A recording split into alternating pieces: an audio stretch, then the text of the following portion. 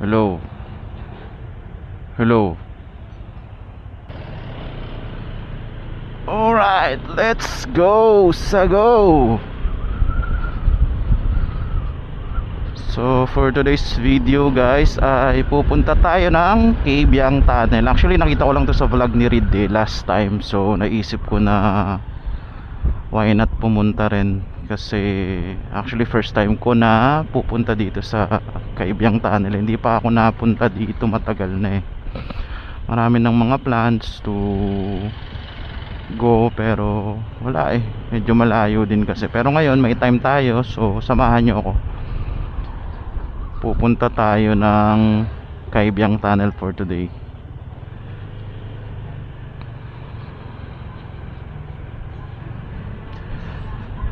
According to Google Maps, meron tayong 2 oras papunta. Tayo manggagaling here from Sampaloc, Manila.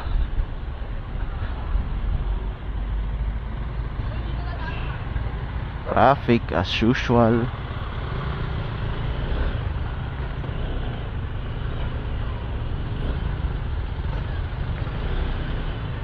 Singit-singit muna tayo sa makaluwag at mainit. Hindi ko talaga bet gamitin tong si Google Maps ngayon. Medyo nalilito ako, baka magpalit tayo ng Waze.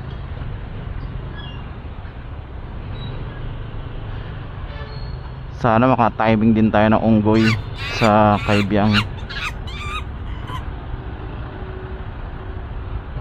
Pero according dito ay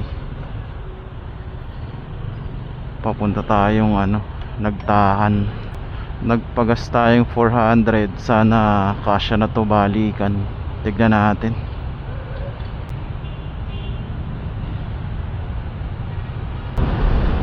May baon din akong drone eh, kung sakali. Tingnan natin kung makakakuha tayo ng magandang shot sa Cabiang Tunnel later.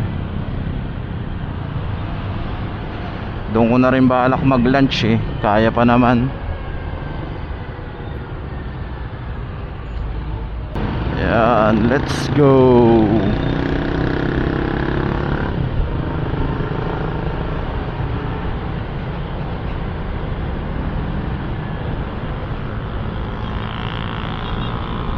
Let's go sa go. Sana hindi masyadong traffic.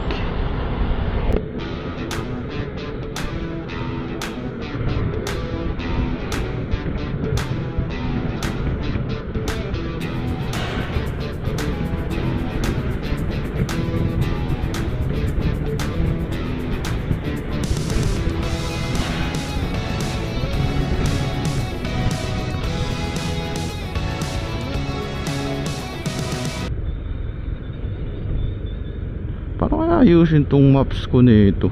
Baligtad eh.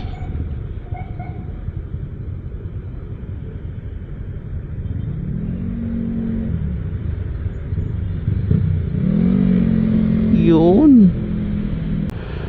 Mamaya guys, update ko kayo pag di na traffic, para hindi rin kagad malobat yung camera ko. Yun, so update guys, dito na tayo sa Quirino. Pakaliwa tayo ng Osmeña Highway. O kuya, maiipit kayo dyan ng truck. Yan ang wag na wag yung gagawin pagkakaliwa tapos may mahabang truck. Delicates yan. Bago pala yung ETA natin kasi kanina naka expressway pala yung maps ko kanina. So nadagdagan tayo ngayon. 2 hours 18 minutes going to Cabiang. Paliko na tayo dito, papunta tayong Osmeña. Dire-diretso lang. Yan, go na. Let's go.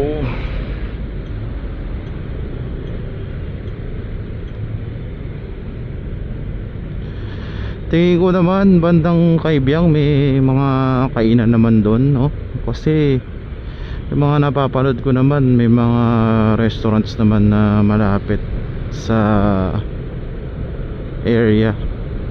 Yung mga napapanood ko nagpa-vlog papunta doon sa Cabiang Tunnel, lang gusto nilang ginagawa yung bumubomba kasi since tunnel nga yun, so enclosed halos yung space, so pag bumomba sila talagang dinig na dinig. Kaso nga lang sabi sa akin may mga sundalo din daw na nagbabantay dun sa area, and pinagbabawalan din ata. Ewan ko lang kung up until now pinagbabawalan pa rin yung pagbomba-bomba. Pero si Boss Reed, nung nakita ko nung nakaraan sa vlog niya, nakakapagbomba-bomba siya dun eh. Sorry guys wala tayong pambomba, tahimik lang tong motor natin. Though dati kasi naka muffler din tong si exciting ko, kaso medyo nai-stress ako sa ingay eh. Kaya ano, tsaka hindi ko gusto yung ingay nung muffler na naikabit ko. Talagang bulahaw siya na kahit sa long ride hindi ko ma-enjoy. Kaya binalik ko na lang sa stock. Mamaya guys update ako pagka nakaluwag-luwag ulit tayo. Ito lang naman tayo sa ano eh, Osmeña lang naman to eh. Guys, recording tayo. Dito pa rin tayo sa Osmeña to. Dire-diretso lang tayo.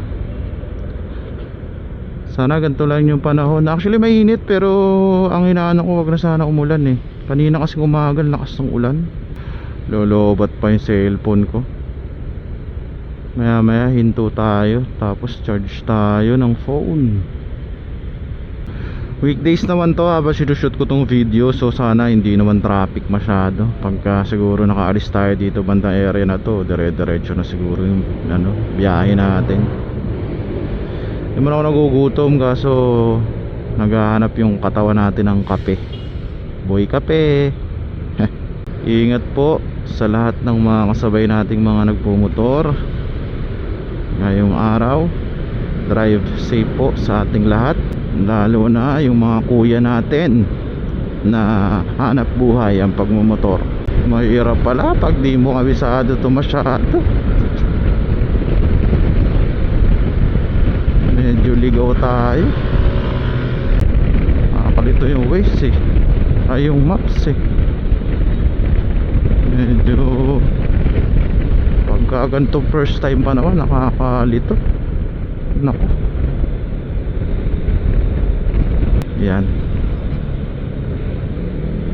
Tama naman na. Medyo kailangan mo lang himas-himasin. And 1.7 kilometers mag-i-exit tayo. Let's go!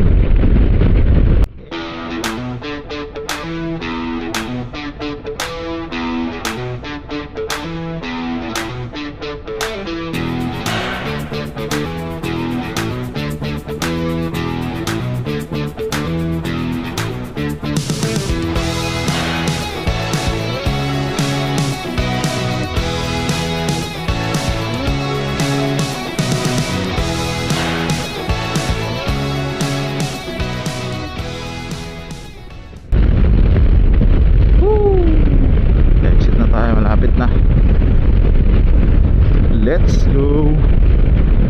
Alaala ko dati nakaklik kami ni Mrs. Nagdire-diretso kami dyan eh, pasok sa SLEX.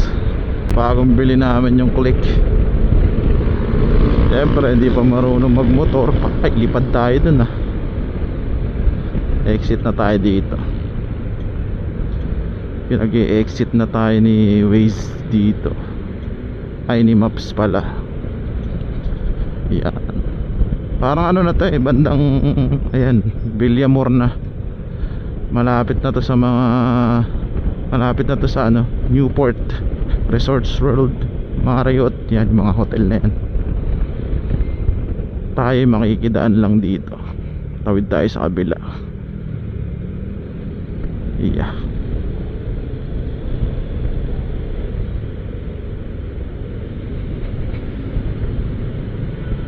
Yun. Hindi ko alam kung, alam ko banda rito yung ano eh, yung 01 Moto eh. Hindi ko lang sure ah. West Service Road, hindi ko sure eh. Pero alam ko dito yung 01 Moto. 4% na lang yung battery natin. Need nating huminto somewhere. Siguro pag 2% na lang hinto tayo para ma-i-charge yung phone. E baka naman akong power bank dito eh. wala kasi kung ano eh, yung dapat kasi may wire ako dito. Hindi ko sure kung may type C yung USB port ko dito sa baba eh. Check natin mamaya. 12:05 katanghali ang tapat tong biyahe natin. Yan, kainitan, tamang trip. 3 years na din sa atin tong si Exciting ko. Tagal na rin, pero thankful ako kasi sa haba ng taon na magkasama kami for more than 3 years, never pa tayong binigyan ng problema nung motor natin na to. Wag naman sanang ma-jinx today, baka mamaya magka problema talaga. Pero kasi tamang alaga naman to with the maintenance and oil change, oil, regular change oil and PMS. Kung may kailangan palitan, pinapapalitan natin. So I think naman hindi naman talaga tayo pababayaan nito kung talagang inaalagaan mo yung motor mo, diba? Syempre kasama natin yan sa biyahe. Ito rin yung ginagamit ko pag uuwi ako ng Bulacan. Alam ko hindi naman ako mag-skyway or Cavitex ngayon, pero ito na lang din dinala ko since first time ko ding makakapunta ng Kaibiyang. Yan oh, may mga kasabay tayong motorista. Feeling ko baka papunta rin ako, may rides din papuntang Kaibiyang. Gilid to ng ano eh, Skyway. Skyway pa ba to? Ah hindi, ano na to, ito na yung dinadaanan pa, ano na pa, pero ano pala to eh, Merville exit. Parang bagong daan lang ko to ah, not sure. First time ko lang din kasing magawin na ulit dito sa side na to. Yan, mukhang dadaan tayo ng Merville Moonwalk. Merville Moonwalk, kaliwa tayo dito, tapos slide tayo pa kanan.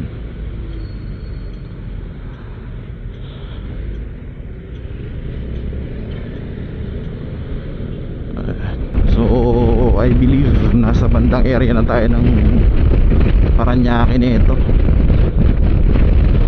Hindi ko alam kung tama tong pinaka fastest way itong dinadaanan natin, pero sinusunod ko lang si Way since first time natin dito sa papuntang Kaibiyang.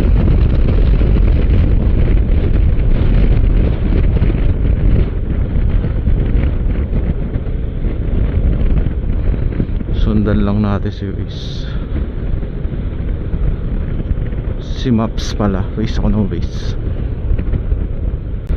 2% na lang tayo. Hanap tayo na medyo malilim-lilim na mahihintuan. Hanap tayo na medyo malilim.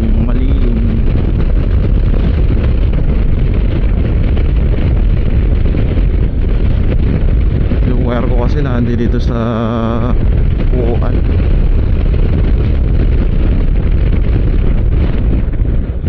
Update ako sa inyo guys ha, pag medyo maganda-ganda na yung view.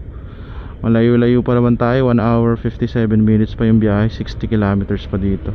So ayun, update na guys. Nandito na tayo sa bandang ano na to eh, Sukat, Paranaque.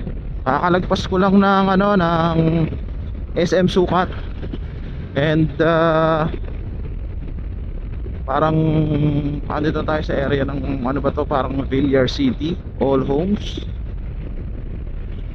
So according to Google Maps, 1 hour 48 minutes and 54 kilometers na lang ang ating biyahe.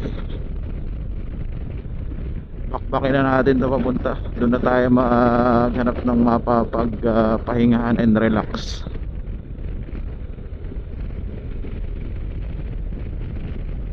Oops, yeah, Manipa Port.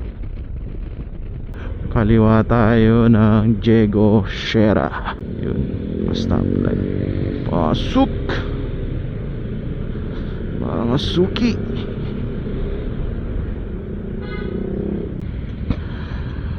May tanong ako sa inyo guys, ako lang ba dito yung pag may rides kinabukasan o may ride kayo kinabukasan hindi na makakatulog? Gabi kasi hindi na rin ako makapagkatulog Iisip ko kung ano gagawin ko sa biyahe. Alam mo yun, excited sa rides.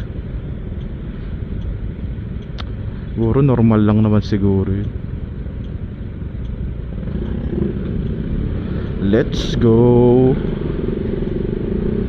Kaliwa tayo dito, Diego Sierra. Dire-diretso, dire-diretso.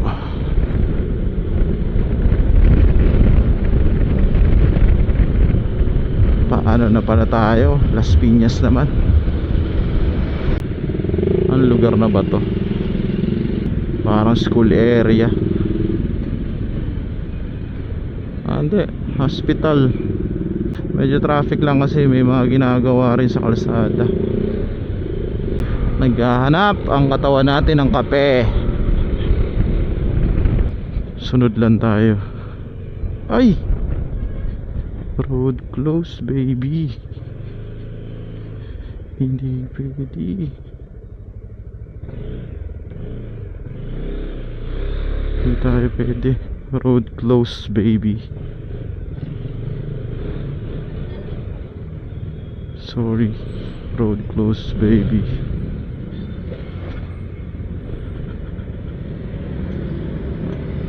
Road close baby. Ayun na, diretsuhin na natin to. Baka sarado na naman yung daan. Nako mga baby girl, kainitan ng trip niya. Sa bagay, tayo nga kainitan bumabiyahe. Sabi nila walang basagan ng trip. Alabang. Siguro ito yung Alabang Sapote. Ayan. Update ako ulit guys pagka malapit-lapit na tayo. Guys, andito na tayo sa bandang area ng Bacoor. And papunta tayong Tirona Highway naman. Kakanan tayo in 1.9 kilometers. Nasa area tayo ng bandang Bacoor. So city pa to wala naman masyadong ganap dito. Update ako sa inyo guys once makaluwag-luwag ulit tayo at nasa ibang lugar naman na tayo. Bacoor. Dito yung area nung nagpa ceramic kami pa PPF ng sasakyan sa Shimmer and Shield dito sa bandang Bacoor yun Medyo malayo din pagka yung motorin mo lang, babiyahin mo ng service road, kakatamad. Update ako guys pagka medyo nakaluwag-luwag na tayo. Dito wala pa naman masyado. So yan guys, pakanan tayo, papunta tayong Kawit, SM City, Bacoor.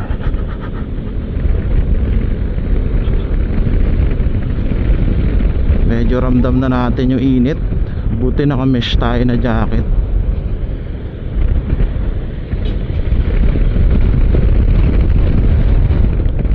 Dire-diretso lang tayo. Uy, maabang truck. Ingat at tayo baka pumailalim ng di oras. Nakakalobat yung init ha. Gravacious itay. So as of the moment, nandito pa rin tayo sa bandang Bacoor. Fairness pero 47 kilometers na naman nakabawas na tayo. Kalahati na. Nakangalahati na tayo. Bayan-bayan pa tayo Puro bayan-bayan pa tong dadaanan natin papuntang Kawit. Aside kasi sa tunnel na meron dun sa Kaibiyang, ang pinupuntahan din dun is parang more on nature. Maganda yung daan papunta. So parang mako-compare ko siya na sa mga lugar na napuntahan ko. Siguro makompare natin siya sa Marilake, sa bandang Tanay. Ganun siguro yung feeling pagka nasa area na tayo ng papuntang Kaibiyang. And I think may view siya ng parang, hindi ko sure kung yun yung lake or dagat na siya. Ngayon kasi nandito pa lang tayo sa area ng base dito sa map is nasa bandang Bacoor pa din tayo. No. Kawit, Binakayan, Cavite. So hindi ko alam kung part pa ba siya ng Bacoor o ano na siya, Kawit na. Nandito na tayo sa bandang Kawit. Parang siya, Palengke area.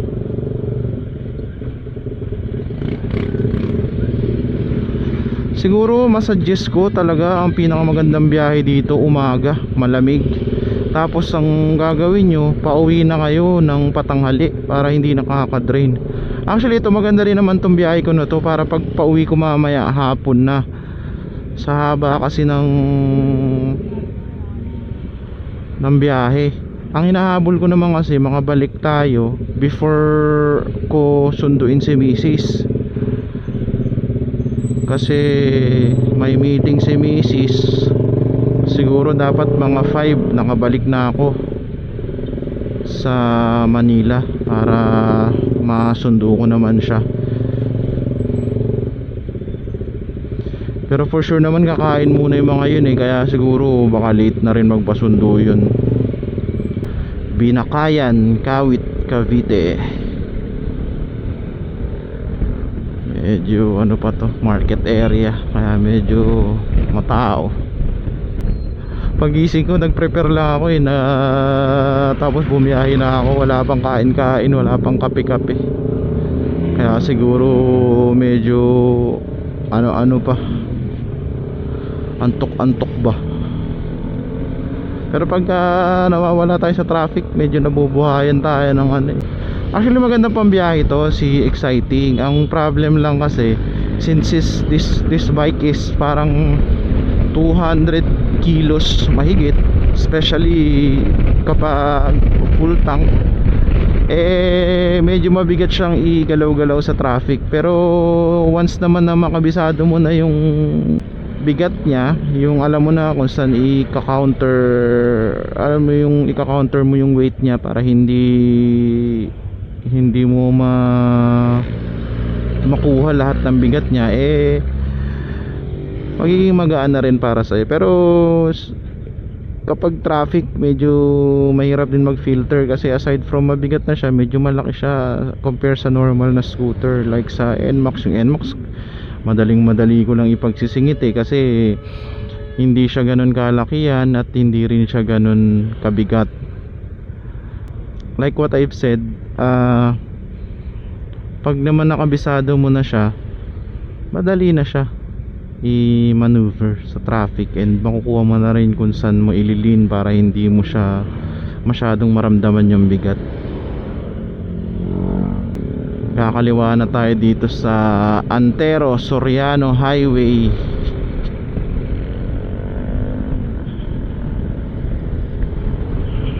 So base dito sa Google Maps natin, dire-diretso na lang tayo, 45 kilometers going to Kaibiyang. Dire-diretso na lang. So mag-update na lang ako sa inyo guys pagka medyo maganda-ganda na yung view natin. So yung palang Kaibiyang Tunnel is way na rin pa Batangas. Dami natin nakakasabay ng mga motorista. Siguro iba dito susundo or maghahatid pa lang ng mga anak nila pang papunta ng school. Kasi alam ko nung Monday back to school na no? So busy na naman ang mga eskwelahan natin, and buhay na naman ang mga negosyong malapit sa eskwelahan. Yan, bawi tayo. Medyo maluwag na yung kalsada dito. Yung 400 natin nabawasan na ng yung 400 na gas natin, nagbawas na ng isang bar. So let's see kung yung 400 na gasolina natin kaya na tayong ibalikan ng kayo. Speed naman to, si exciting pag lalo sa siguro nag-average to ng tingin ko mga nasa 20 to 23 kilometers per liter din naman. Not bad na rin for a 400cc scooter. Saka kung hindi ko naman siya laging ginagamit for daily use din naman, pang talagang long ride ko na lang din talaga siya ginagamit. Going to Tanza, Naik. Andito na tayo sa bandang area ng Kawit, Cavite. Maganda, maluluwag yung kalsada nila dito. Medyo ang iingatan mo nga lang dito is yung mga nag-U-turn or yung mga biglang kumakaliwa or kumakanan. Lalo kung masyadong mabilis yung patakbo mo, baka hindi ka agad makapag-react Kaya mas maganda talaga pag nagmumotor ka, malayo ang tingin mo kumbaga anticipated mo na lahat ng makakasalubong mo sa kalsada. Kasi syempre minsan kailangan talaga kailangan talaga focus ka sa pagmamaneho, kasi minsan lalo dalawa lang yung gulong ng motor na minamaneho natin. Pag minsan na out focus tayo at biglang nagpreno tayo, lalo kung hindi kumagat yung ABS natin, minsan nag-slide yan yung nagkakos ng aksidente. Kaya katulad yan, pag rekta, saktong speed lang tayo. Pero pagka yung medyo dikit-dikit na, alalay na ulit tayo sa speed natin.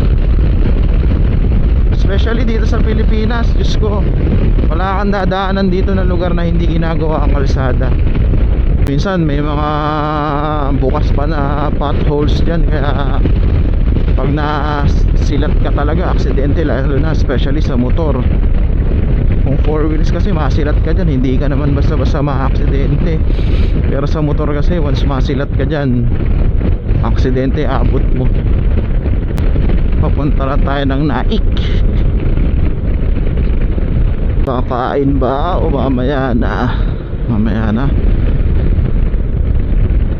Mas okay ako sa karinderya kaysa mag fast food. Pero yung karinderya dapat may kape. Aray ko. Ganda ng mga jeep nila dito parang na siya cross between parang jeep tsaka bus minibus na Mega Road, Maple Grove. Tignan mo yan yung truck ko kakaliwa. Truck ko dito banda yung area ni ni Jow Moto Hindi ko lang alam, pero alam ko taga Cavite si Jow Moto Hindi niyan dinadaanan yung parang expressway sa Villar City. Cavite Economic Zone. Ganda ng pickup Oy, yun lang.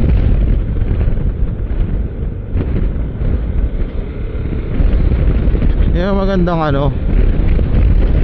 ARB Esperance, Cavite State University.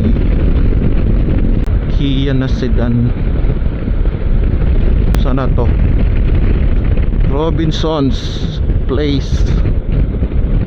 Hindi ko lang alam kung anong exact, kung Naik ba o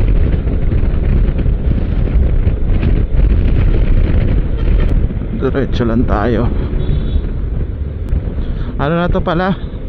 Gentry na. Gentry. General Trias, Cavite. Ang sabi ni Mrs., kakain daw sila. Break time na nila, Mrs.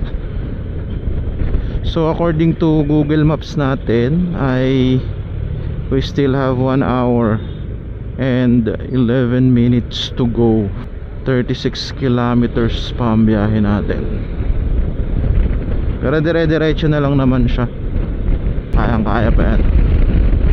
Tsaka alam nyo kung ano yung isa pa sa nagustuhan ko dito sa exciting, hindi kayo bibitinin. Kahit na scooter siya, hindi kayo mabibitin sa mga overtaking ninyo, especially dito sa mga service road. And pati din naman sa ano, NLEX and I mean sa highway, kasi enough power naman siya eh, especially in overtakings naman, hindi kayo mabibitin. Grabe naman tong truck, nakakatakot naman yung dalang container van nito. Wala ka na sa hugis. Kulit eh. Yung malaman kung nagkanda UP na, nakausli yung ano, lagpasan yan. May takot tayo sa mga ganyan. Ito mo, grabe. Deform na yung ano, dapat yan, hindi na binabiyahe. Takot tayo dyan. Press tayo. Yung record pa ba tayo? Ano pa? Guys, update ako pag medyo maganda-ganda na ulit yung view natin. Wala eh, dire-diretso pa rin naman to eh. So yon, update guys. Mukhang dumidilim ang kalangitan dun sa bandang papunta, kung saan tayo papunta. Maambon-ambon na rin. Sana hindi tayo abutan ng malakas na ulan. So still have 31 kilometers going to Kaibiyang Tunnel. Kaya pa. Medyo nawala yung gutom at saka antok natin. Basta wag lang tayong babagsakan ng ano, malakas na ulan. Puro kung ambon-ambon lang naman na ganito, palag na. Ito na tayo sa may bandang Tanza, Cavite. Nako, nanay tayo, ingat kayo. Dala nyo pa naman si baby. Kayo helmet. Lumalakas pa yung ambon. Na ako bang uminto o dire-diretsuhin natin ang biyahe? Kaya yan. Mawala yan. Dire-diretso lang tayo sa biyahe. Grabe amoy ng kalsada pagka yung masyadong mainit, no? Tapos biglang bubuhos yung ulan. Amoy na amoy mo yung alimuum.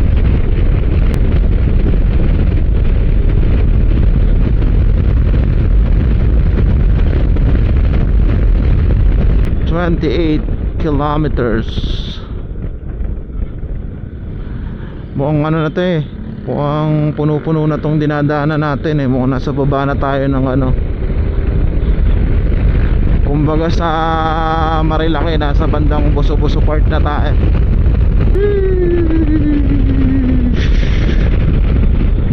Welcome to Naik. Di ko sure kung ano eh, mamaya check natin kung saan exactly ng part yung Kaibiyang Tunnel. Welcome to Naik.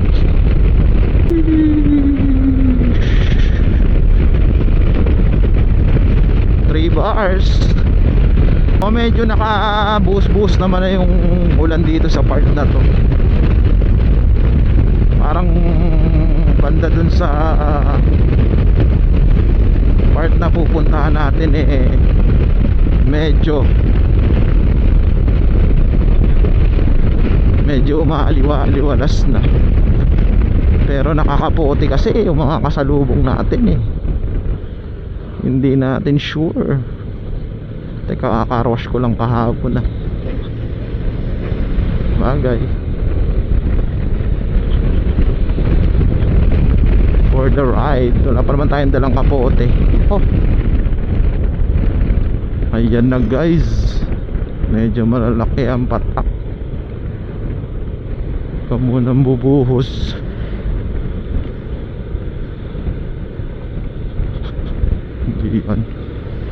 Hindi yan mukhang mali pa ata ang timing ko ng ride alauna. Pero mukhang nagbabadya ang malakas na ulan. Nagbabadya ang malakas na ulan. Ang malakas na ulan. Oy, hatira na ang mga estudyante. Na yan, di buboost na malakas yan pag ganyan na yan. Wala pa pala tayo. Guys, update ako pag yung ano na, maganda na yung view natin. Paakyat na tayo ng Kaibiyang Tunnel. Sige. Welcome to Maragondon. Maragondon, Cavite na tayo guys. Hindi naman masyadong malakas yung buhos ng ulan, so dire-diretso lang natin. Sana itong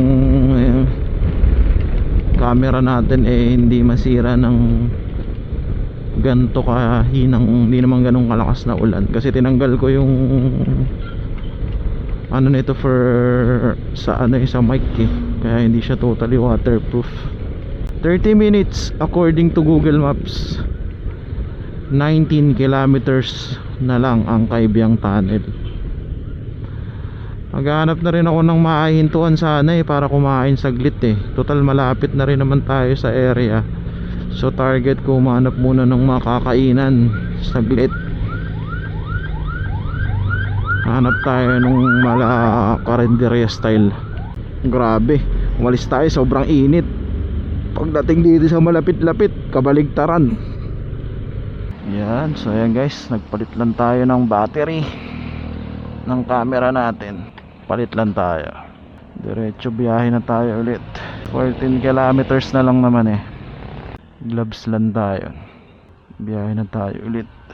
Siguro kakain lang tayo dun din, uwi na ulit. Let's go.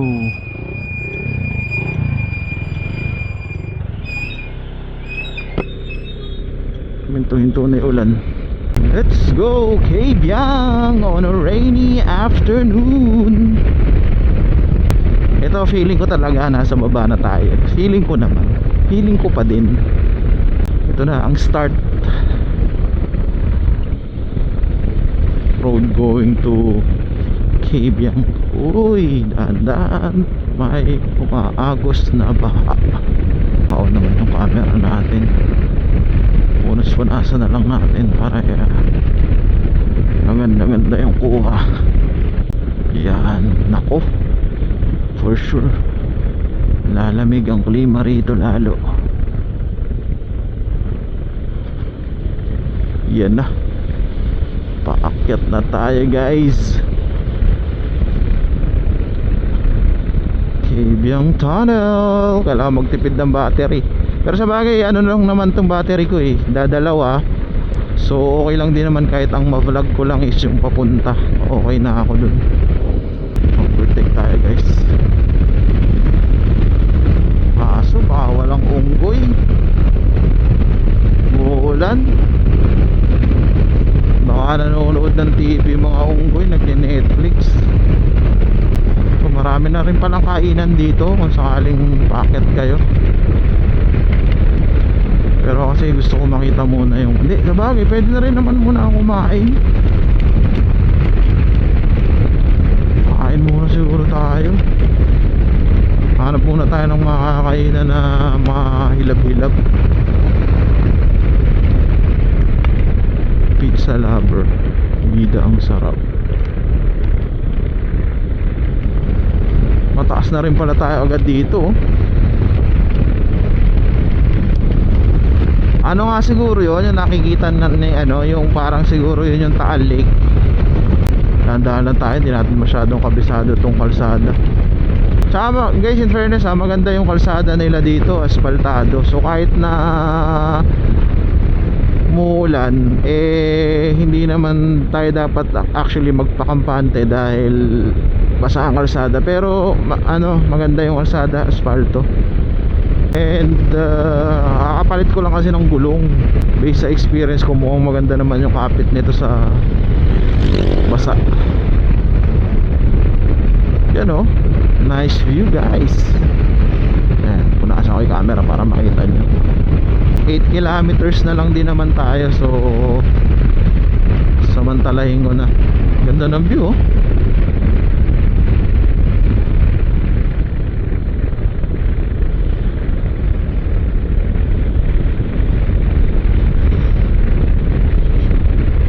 Kaya dito yung mga unggoy, yung unggoy talaga ang dinayo ko dito charot. Pero feeling ko mas mahaba yung Marilaki if kung pag-uusapan natin yung sa Tanawin or yung road papunta. Uy, may waterfalls iba, malamig din, parang Marilaki din. Siguro dahil mataas na rin tayo banda, malamig. 7 kilometers. medyo minto-hinto yung ulan. Dito mas masasabi ko na hindi siya kasing paano ba natin masasabi, kasi sa Marilaki talagang marami ng mga nakapwesto na mga tindahan, mga kainan, even yung mga coffee shop na parang sinetap lang, marami na sa Marilaki. Dito hindi pa siya ganun kadami. Grabe, pero maganda dito, grabe, tinan mo, parang pristine pa rin yung forest niya dito kasi nagpa-fog.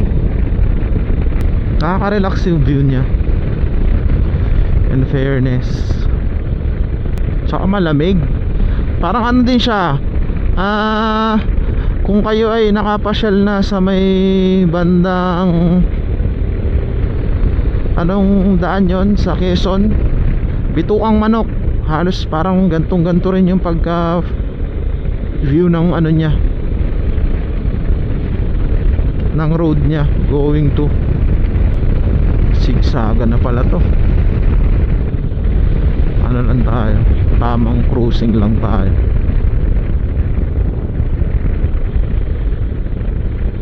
Marine Base, drive safely. Dito kasi sa mga gantong lugar, ano medyo unexpected mo yung weather, gawa ng malapit ka sa rainforest, at saka sa may view ka din ng ano, may waterfalls dun. Grabe, ganda. Nakaka-relax yung gantong scenery, no? Ito, konti na lang tayo sa mapa 3.6 kilometers na lang mari-reach na natin ang Kaibiyang. Ayun, tingnan nyo yung view, guys. So nagpa-fog, nagpa-fog talaga siya.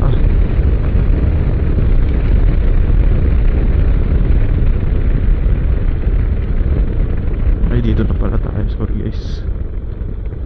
Bakit tayo dito? Bili yan ng buko, tsaka ano, ang daming ginagawa. Wala tayo nakitang unggoy pero ang ganda ng ano, kagubatan dito. Uy, waterfalls again. Galing, ano, normal na lang dito yung mga ganyan. Ito na, tunnel, vertical clearance 4.85.